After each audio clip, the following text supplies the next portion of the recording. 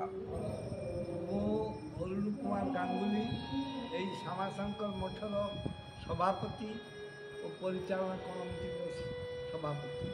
କ'ଣ କହିବେ ଆଜି ଜନ୍ମାଷ୍ଟମୀ ପାଇଁ ଏଇଠି ଉତ୍ସବ ମୁଖର ଆଉ ବହୁତ ଏ ଶ୍ୟାମାଶଙ୍କର ମଠ 12 ମାସରେ 13 ପାର୍ବ ଏଠି ସବୁ ଚାଲିଥାଏ।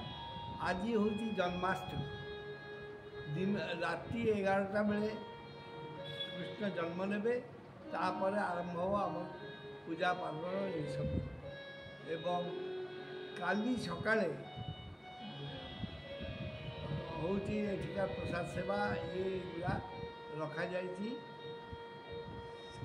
ସକାଳ ଆଉ ଦିନ ତମାମ ଚାଲିଛି ନାମ ସଂକୀର୍ତ୍ତନ ଭଜନ କୀର୍ତ୍ତନ ସବୁ ଚାଲିଛି। ପୂଜା ବି କରିବାକୁ ବହୁ ଲୋକ ଆସୁଛନ୍ତି, ବହୁତ ଦୂରରୁ ଆସିକିନା ପୂଜା ଦେଉଛନ୍ତି ଏବଂ ସକାଳୁ ଆରମ୍ଭ ହେଇଛି। ବୋଧେ ମୁଁ ଭାବୁଛି 1000-2000 ଲୋକ ତ ଦେଇଗଲେଣି ପୂଜା।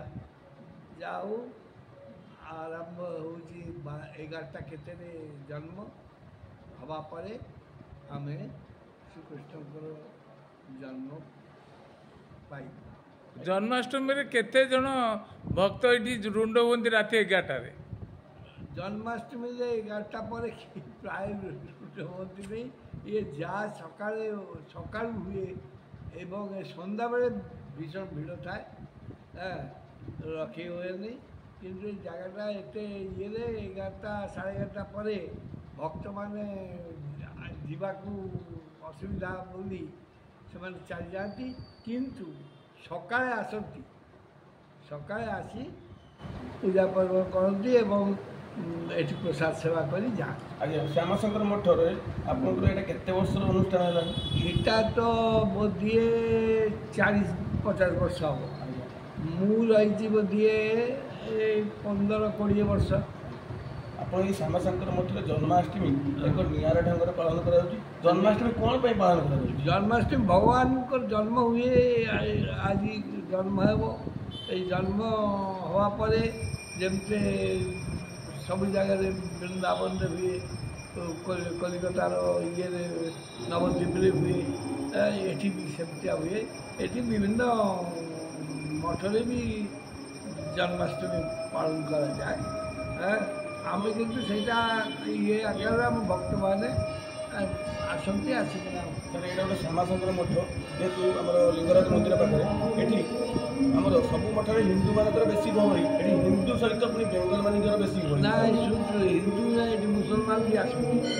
ବେଙ୍ଗଲୀ ମାନେ ବେଶୀ ଆସନ୍ତି। ବେଙ୍ଗଲୀ ଅଛନ୍ତି, କିନ୍ତୁ ମୁସଲମାନ ବି ଆସନ୍ତି। ପାଖାପାଖି ମୁସଲମାନ ଆସୁଛନ୍ତି। ହଁ, ଏଠି ଆମ ସୀତାରାମ ଦାସ ଶଙ୍କାରନାଥ ଯିଏ ଆମ ଗୁରୁଦେବ, ଯିଏ ପ୍ରତିଷ୍ଠା କରିଥିଲେ ଗୋପାଳପୁର, ତାଙ୍କର ବହୁ ମୁସଲମାନ ଭକ୍ତ ଅଛନ୍ତି।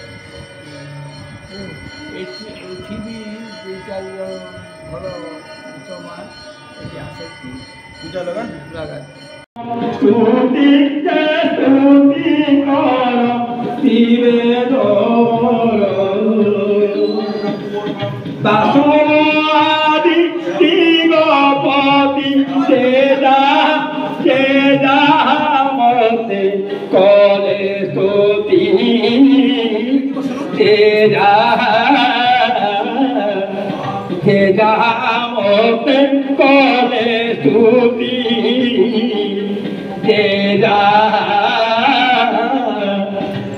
जहाँ